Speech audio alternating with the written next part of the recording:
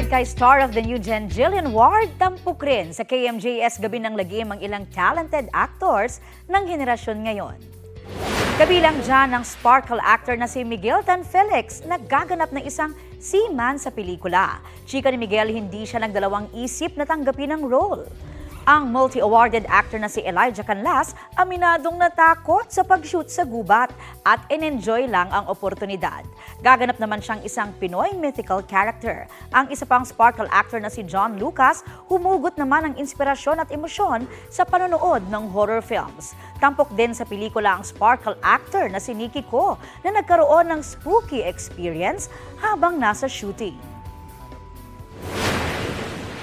Nakapalibot kami dun sa i-exercise.